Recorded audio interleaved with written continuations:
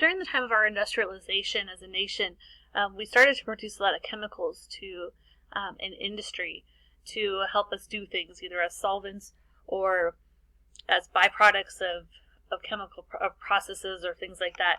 And we didn't really understand what to do with those byproducts. And so the whole idea of we throw something away, the Love Canal really was a very clear picture of the fact that there really isn't an away place.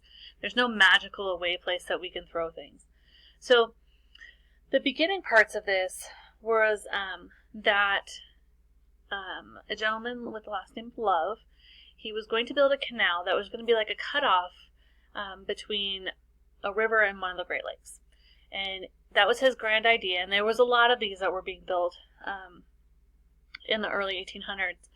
And it failed. He didn't have enough money to actually make it happen, and so it was just kind of this area that got dug out but never really connected with anything.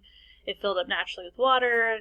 Kids played it in the summertime. It was like a swimming hole, and then in the wintertime it would freeze over, and they would use it as an ice skating rink. And it was just kind of it became kind of a recreational site for the town. But then in 1842, the Hooker Chemical Company purchased Love Canal.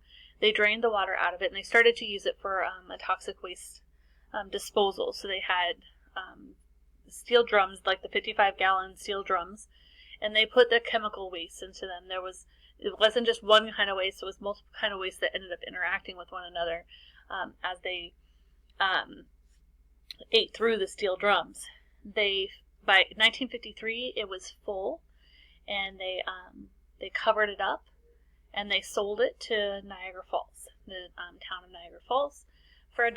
And they said that they had a disclaimer. The school board said, well, you didn't really explain what it was, so there's kind of like finger pointing going on back and forth. And the company says, we told you not to build right on top of it, and the school says, well, we didn't, we built right next to it. So the playground was actually on top of the site, and the school was right next to it. The site itself was about 16 acres, so about 16 football fields, just to give you an idea of size. So they said, don't disturb the site, don't, build over the top of it, because it had a clay cap. So they had the waste, they put dirt down there, they put clay on top of it, they put more dirt on top of it, they put grass on top of it.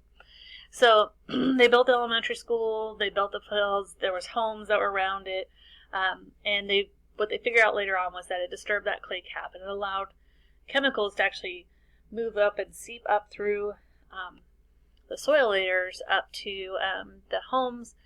They started finding it in puddles on the surface around the playground.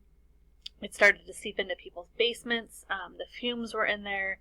There was many health-related issues. There were instances of cancer and tumors and cysts and miscarriages and deformities in children. And there was a lot of health impacts from this particular site. So Jimmy Carter declared it a federal disaster area, and they went back in, and the government went in and they fenced it all off. There was an evacuation zone, and in the evacuation zone, everybody was removed from that area.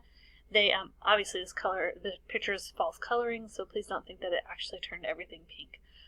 This is just showing you where it actually seeped up, is in these darker colored areas, and over in here down towards the front of the picture as well. So they bulldozed all the houses that were within the evacuation area. They went back in and they dug up to the clay layer. They put down new layers and new liners. They did not actually dig anything out of it, but they recapped it essentially. And they determined that it was fine, and they were monitoring it starting in 2004. They've got like monitoring wells so that they can test the groundwater and things like that. So this whole situation spawned off the Superfund Act that we've already talked about. And so this is where it came from, was from all of this. And it didn't happen just kind of overnight. The government didn't just all of a sudden to declare it a federal disaster area. it took a lot of work on the part of the residents to bring this to national attention and to actually get it to the point where the EPA stepped in and the president stepped in. So 2 years after they started the monitoring, right outside of the zone, they re-sided houses and, fixed them up and stuff, and they determined that the area was safe, and they sold it to residents. They sold it to new residents for way below market value.